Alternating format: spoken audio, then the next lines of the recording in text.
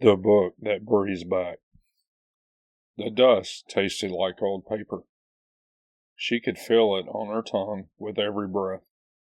The fine powder of disintegrating pages and forgotten syllables caught in her throat like a question no one had answered in 100 years. The annex always felt like this, airless, windowless, too small for the weight of all that was shelved inside it. The rest of the university library was polished oak, leaded glass, and proper catalogs. This is where the unclaimed things accumulated. Books that didn't fit systems. Manuscripts that made senior scholars frown and say, best to put that where no one stumbles over it. Which, of course, meant she had to. Her lamp cast a tight circle of gold around her boots as she moved between the shelves, gloved fingers brushing spines gone soft with age. The electric bulbs overhead buzzed weakly, their light dribbling down in tired threads that never quite reached the floor. Somewhere above, the grand reading room was closing.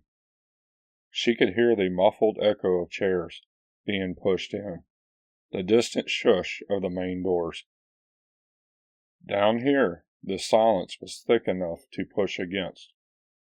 She checked the call number scribed on the slip in her hand, even though she already knew it by heart.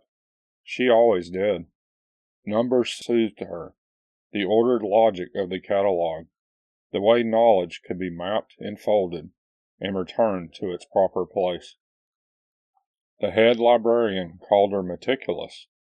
The students just called her a ghost. She didn't mind. Ghosts had access. Her lamp's glow slid across another row of shelves, and she paused. There, near the bottom, no labeling, no neat card tucked in a metal bracket. Just a gap where something had clearly been shoved in at an angle, forcing the books on either side to lean away like they were refusing to touch it. Shadow pooled in the space, ink black and oddly dense. She frowned, bending down.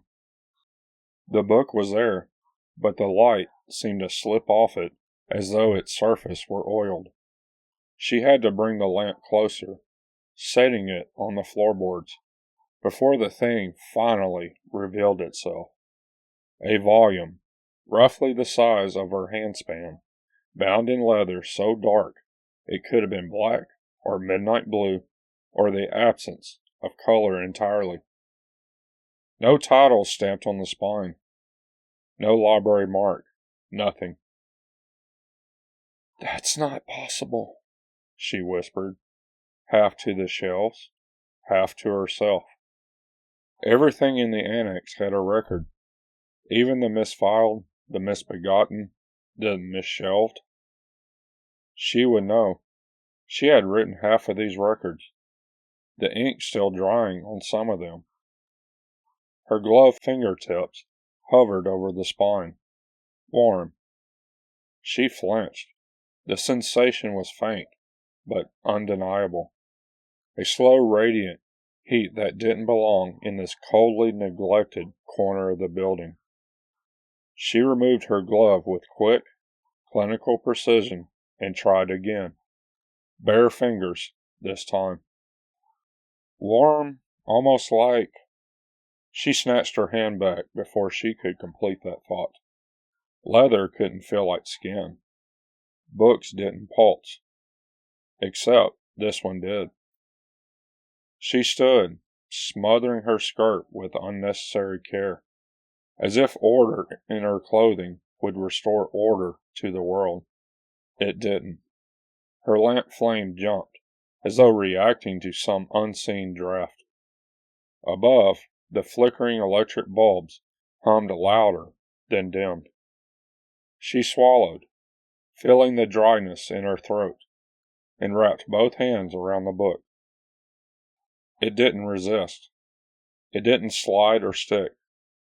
It came out of its crevice between the shelves with awful ease, as if it had been waiting for just this moment, for her.